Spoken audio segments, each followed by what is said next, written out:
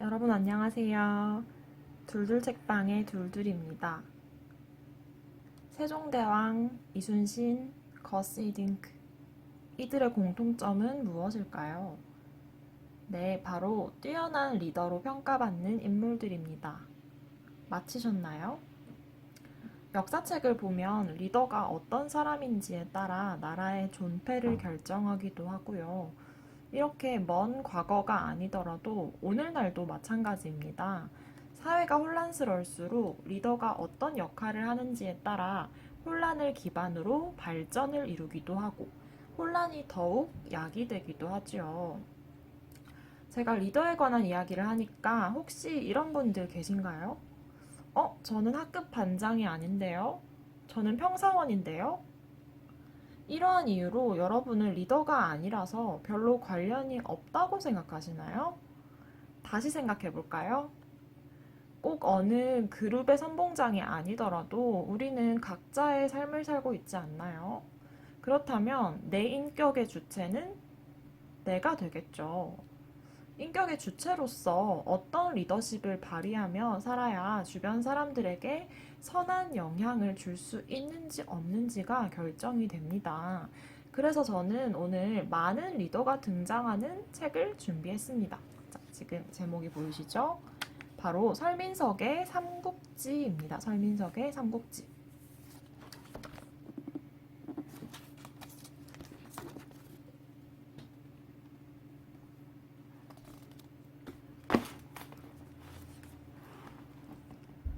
자, 삼국지는 이름 그대로 중국 삼국시대의 세 나라에 관한 역사서인데요. 우리에게 널리 알려진 삼국지는 나관중이라는 사람이 편찬한 역사 소설 삼국지연의입니다. 그러니까 역사서 삼국지를 기반으로 한 역사 소설이죠, 소설. 여기서는 편의상 이것을 삼국지라고 명명하겠습니다. 이건 소설이기 때문에 내용을 보면 유비의 귀가 어깨까지 내려왔다라는 식의 다소 과장스러운 표현들이 등장하기도 합니다. 인물 관계도를 먼저 살펴볼까요? 먼저 배경을 살펴볼까요? 삼국지의 배경은 중국 한나라 시기였습니다. 중국의 한나라의 말기였어요. 한나라 말기. 자, 우리 일반적으로 역사 시간에 배워서 아시겠지만 나라의 말기에는 무슨 일들이 벌어지던가요? 그쵸? 쇠퇴하는 시기죠. 쇠퇴의 시기입니다. 쇠퇴의 시기. 그래서 무슨 일들이 벌어지냐면 이때는 환관들이 득세를 했어요. 환관. 환관. 환관이 뭐냐면 우리 쉽게 얘기하면 내시 알죠? 내시. 뭐 이제 그 아시죠? 왕의 밑에서 또는 뭐 황후의 밑에서 이제 뭐 예 마마 이렇게 하는 사람이 내시죠. 그래서 이 환관들이 환관의 횡포로 인해서 백성들이 굉장히 공고하고 힘든 상황에 이르렀던 그런 시기였습니다. 자, 이때 한 말기를 배경으로 하고요. 우리의 주인공 유비가 등장을 합니다. 자, 유비는요. 한나라의 황실의 후손이었어요. 한나라 황실의 후손인데 중요한 거는 후손이라고 해서 다 귀한 자리 하나씩 차지하고 있었던 것이 아니라 권력 다툼에서 밀려난 가문이 있었겠죠. 그래서 유비는 권력에서 밀려난 가문의 자손이었습니다. 그래서 후손은 후손인데 조금 변방에 가 있는 상황이었고요. 유비에게는 부인이 있습니다. 부인이 둘이 있고요. 부인 1, 부인 2. 그리고 아마 이 시기에는 자식을 낳지 않았던 시기 같은데 나중에 둘 사이에 나중에 아들도 생기게 됩니다. 나중에 생기는 거니까 이렇게 표시. 자, 그런 상황이고요. 어쨌든 이런 환관들이 횡포를 부리고 있으니까 안 되겠다. 이것들을 물리쳐야겠다 해가지고 난이 일어납니다. 그 난이 무슨 난이냐면 황건적의 난입니다. 황건적의 난. 자, 황건적의 난인 이유는 두 건이죠, 두 건. 황색, 노란색 두 건을 쓰고 막 일어난 난이 일어났어요. 그래서 이제 황건들의 횡포에 대응해서 황건적의 난이 일어나게 됩니다. 그런데 이렇게 환관적이 일어나서 환관들을 싹 다 몰아내고 끝냈으면 참 좋았을 텐데 오히려 이들이 변질합니다. 변질. 그러니까 이들이 오히려 백성들을 수탈하고 못 살게 굴었던 거죠. 변질이 됐어요. 이런 상황에서 유비는 이 나라의 혼란스러운 상황을 안타깝게 여기고 한숨을 푹푹 내쉬고 있었습니다. 자, 그런데 누구를 만났을까요? 우리가 아주 잘 아는 관우와 그다음에 장비를 만나게 되죠. 관우, 장비를 만나게 돼서 이들이 셋이 의형제를 맺게 됩니다. 의형제. 그래서 이제 선생님, 그 설민서 선생님이 굉장히 설명을 재미나게 해주셨어요. 관우는 볼이 빨갛다. 그래서 맨날 보면 얼굴이 빨간 사람으로 묘사가 되고, 뭐 장비도 이제 수염이 굉장히 길었다. 이런 식으로 묘사가 되고 있습니다. 자, 이런 상황이었는데요. 그래서 이제 이 관우, 장비, 유비 셋이서 관우랑 장비는 굉장히 이제 힘도 세고 검술이 뛰어나게 나와요. 그 유비는 굉장히 지략이 뛰어난 편이고요. 그래서 이 셋이 모여가지고 이 황건적들을 물리치는데 굉장한 공을 세웁니다. 공을 세우긴 하지만 특히 유비 같은 경우에는 자신의 업적을 내세우는 사람이 아니었기 때문에 자신들이 세운 공에 비해서는 그냥 좀 변방에서 머무르면서 있는 상황이었고요. 자, 한편 궁에서는 무슨 일이 벌어졌는지 한번 볼까? 자, 궁에서는 왕이 있었는데 왕이 굉장히 무능했어요. 무능한 왕이 있었는데 자, 이 밑에 신하들이 있었습니다. 이 신하들은 어떤 사람들이냐면 이들도 마찬가지로 황건적들을 이제 물리치는데 큰 공을 세운 사람들이 궁에 이제 있었습니다. 그게 뭐 조조, 원소들이 있겠고요. 그 다음에 또 그 이외 인물로는 손견, 뭐 왕윤 이런 사람들이 있겠죠. 자, 이런 아이고 여기가 잘렸네. 자, 이렇게 있겠습니다. 자, 그런데 뭐 조조랑 원소는 나중에 보시면 알겠지만 둘이 친구 사이다 뭐 그렇게 나오고요. 이거는 그냥 참고하시면 될 것 같고 결국은 왕이 무능하다라고 얘기를 했잖아요. 그런데 조조랑 원소가 아무리 이제 조언을 해줘도 그걸 귀담아 듣지 않고 있다가 나중에 굉장히 좀 허탈하게 암살을 당하게 됩니다. 암살을 당하게 되고요. 이제 왕이 죽었으니까 꼭 이제 야심을 품는 이가 등장을 하게 되죠. 그게 누구냐면 동탁이라는 사람입니다. 자, 동탁. 이 사람은 이제 왕의 그런 아들 뭐 일종의 세자? 지금으로 치면 세자라고 해야 될까요? 우리 조선으로 치면은 이제 왕이 죽고 나서 그 다음 왕위로 올라가야 하는 그 천자라고 얘기하죠. 천자를 자기 이제 품에 가둬놓고는 자기가 이제 이 궁을 차지하려고 야심을 부리게 됩니다. 동탁이 굉장히 야심을 품게 되죠. 그래서 왕윤이라는 신하가 보고 있다가 안 되겠는 거예요. 그래서 이제 이 동탁을 물리쳐야겠다라는 생각을 하게 됩니다. 그래서 사람들 신하들을 모으게 되는데 그 중에서 조조가 내가 동탁을 암살하겠소 라고 얘기를 해서 암살 시도를 하게 됩니다. 말 그대로 시도에 그치게 되죠. 시도를 하지만 실패를 하고요. 그래서 왕윤이 안 되겠다, 최후의 수단이다 해가지고 어떤 방법을 쓰냐면 자신에게 딸이 있었어요.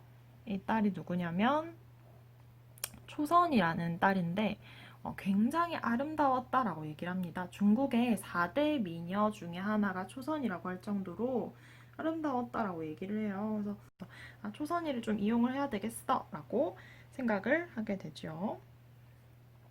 이제 이 둘이 견제를 하게 됐고요. 그래서 어쨌든 이렇게는 이 세력들은 반동탁 연합군을 형성하게 되고요. 이제 반이 반대한다는 거죠, 동탁에. 자, 그런 상황이었고 딸을 이용해야겠다라고 생각을 하고 딸을 동탁에게 보내려고 합니다.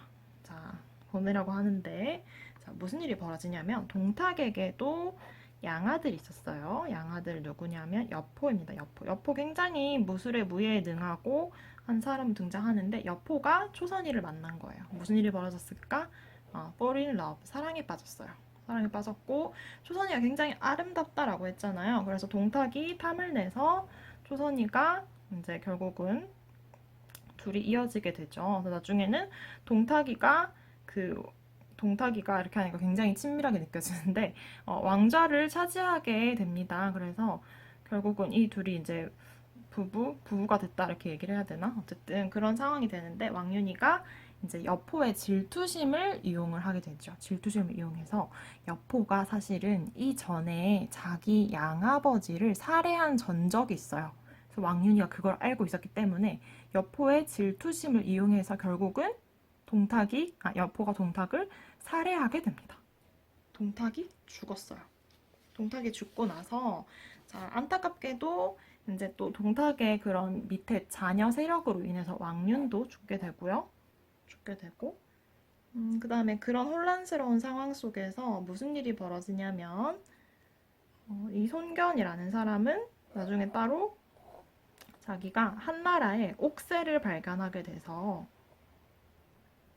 발견하고 이제 자기가 또 한 자리 차지하는 그런 일들이 벌어집니다. 그래서 나중에 송견의 아들들이 등장을 하는데요. 첫째 아들 손책, 그 다음에 우리 나중에 이야기하게 될 손권 이렇게 둘이 등장을 하게 됩니다. 그래서 어쨌든 이들이 반동탁 연합군을 형성을 했지만 나중에 동탁을 물리친 다음에는 분열하게 돼요. 결국은 동상이몽을 하다가 분열을 하게 됩니다.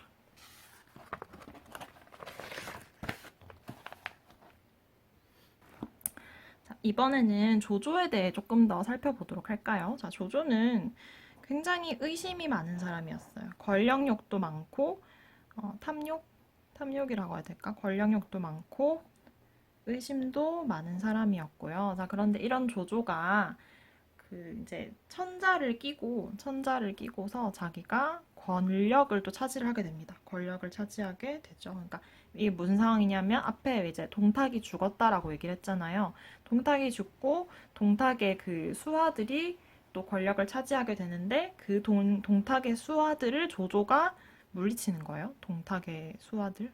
그래서 천자는 조조가 자기를 구원해 줄 줄 알았는데 결국은 조조조차도 이제 계속 자기가 왕인 것 마냥 행세를 하게 되죠. 그래서 유비가 이 상황을 지켜보고 있다가 안 되겠는 거예요. 아, 조조 저놈 안 되겠네 싶어가지고 어떻게 해야 되지? 이렇게 걱정을 하고 있는 그런 상황이었습니다. 자, 그런 상황에서 뭐 무슨 일들이 벌어지냐면 유비 곁에는 여전히 그 의형제인 관우와 장비가 늘 함께 하고 있었고요. 그 다음에 유비 밑으로 조자룡이라고 하는 나중에 등장을 하는데 조자룡이라고 하는 굉장히 무예에 능한 좀 일종의 호위무사와 같은 사람도 생기게 되고요. 뭐 이 사람 부하라고 해야 될까? 부하? 등장하게 되고요. 그 다음에 나중에 좀 유능한 책사도 생기게 되는데 책사는 왕에게 지혜를 주는 그런 뭐라고 해야 될까? 현자? 뭐 그런 사람이라고 하면 될까? 현자.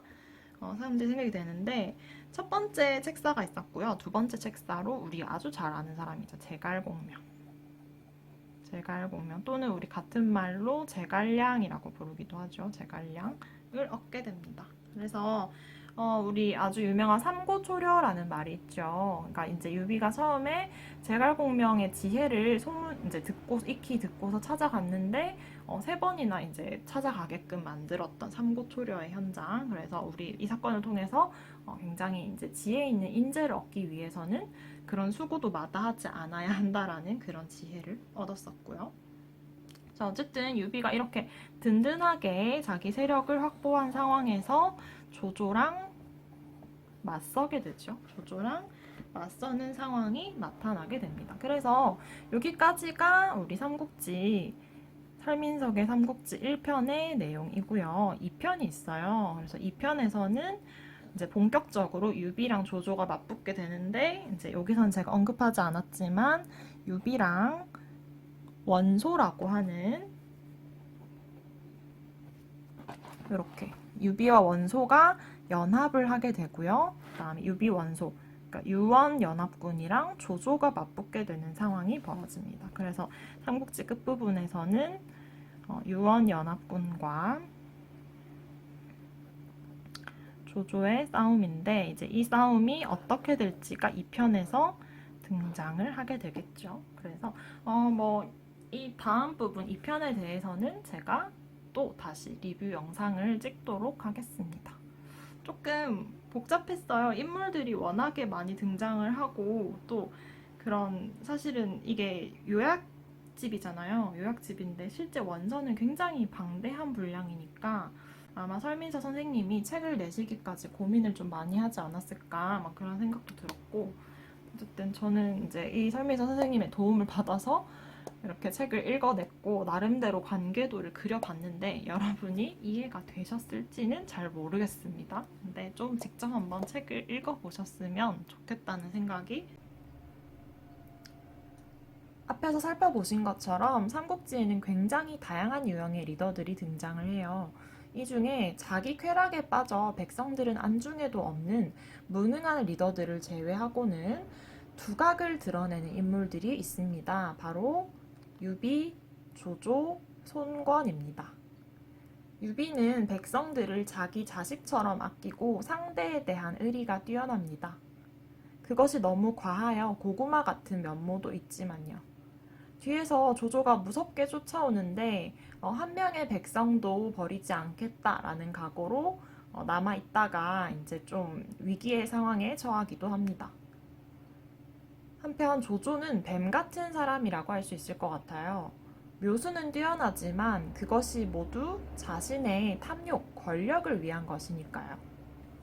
그래서 조조는 자기의 그런 권력들을 유지하기 위해서 자신 외에는 누구도 믿지 않는 의심이 많은 면모를 가지고 있습니다. 세 번째로 송건은 이야기 말미에 등장해서 상대적으로 앞에 두 분에 비해서는 그 분량이 적습니다. 그렇지만 송건은 사람을 품으면서 지혜를 발휘하는 리더로 등장합니다. 예를 들면 자신의 아버지가 승하한 다음에 왕위를 물려받게 되는데 이제 자신 말고 조금 더 백성들에게 추앙을 받는 인물이 있었어요. 그래서 그 인물에게 찾아가서 이제 당신에게 제가 왕위를 드리겠습니다 라고 먼저 제안을 하죠. 왜냐하면 그 사람의 충성심을 제 생각에는 조금 테스트할 의도가 있지 않았을까라는 생각이 들어요. 일종의 나름대로의 지혜를 발휘한 거죠. 자, 어쨌든 여러분은 이들 중에 어떤 리더가 좋은 리더인 것 같습니까? 사실 저는 책을 읽는 내내 조조가 너무 얄미웠어요. 저도 의리를 좀 중요시하는 사람이기 때문에 자기 그런 권력을 차지하기 위해서라면 아무리 가까운 사이라도 배신을 하고 또 누군가를 자기의 이익을 위해서 이용하는 조조의 모습이 불편했어요. 근데 그렇다고 해서 유비나 송건을 닮고 싶은 마음도 그렇게 들진 않았어요. 왜냐면 유비나 송건은 너무나 이상적인 군주로 등장을 해서 그만큼 비현실적으로 느껴졌거든요. 여러분도 읽어보시면 느끼실 거예요. 예를 들면 조자룡의 충성심에 감동해서 자기 아들을 내던져 버리는 유비의 모습. 저는 이 모습을 보면서 굉장히 신하를 아끼는구나 라는 생각이 들긴 하지만 나는 이렇게까지 가족보다 신하를 우선시하는 그런 리더는 되지 못할 것 같다 라는 생각이 들었어요. 그래서 조금 넘사벽이지 않나 그런 생각이 들었기 때문에 저는 이들의 지혜를 담되 저만의 목표를 그대로 따라가기로 했습니다. 제 목표는 지금 읽어드릴 노래 가사에 담겨 있어요. 제 인생 목표가 그대로 담겨 있어서 처음 들었을 때 깜짝 놀랐답니다. 내가 꿈꾸는 것, 모든 사람들을 진심으로 사랑하는 것. 이 마음을 버리지 않는다면 언젠가 사랑하게 되리. 찾으셨나요? 리더로서 그리고 세상을 살아가는 인격체 중에 한 명으로서 저의 목표는 사랑입니다.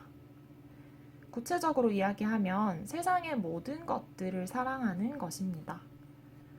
제가 유비보다 더 비현실적인 이야기를 한다고요? 아니에요. 목표는 크게 잡으라고 하지 않던가요? 짧은 횟수를 살아오며 느낀 건 내 맘 같지 않은 사람들이 너무 많다는 거였어요. 그래서 상처도 참 많이 받았고 갈등을 겪기도 했습니다. 그럴 때마다 마음의 울타리를 세우지 않으려고 부단히 노력했습니다. 평범한 인간관계에서는 물론이고 제가 이끄는 구성원들을 모두 남김없이 포용하는 일은 쉽지 않았어요. 밤을 지새우며 속상해한 일도 다반사였습니다. 그래서 부끄럽지만 모든 일을 사랑하는 목표를 달성하려면 아직도 멀었습니다. 그런데 포기하지는 않으려고요. 계속 노력하다 보면 사랑할 수 없는 사람조차 사랑하게 되는 순간이 오지 않을까요? 같이 노력해보지 않으실래요?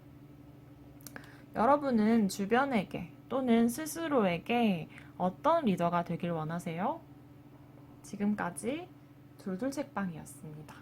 감사합니다.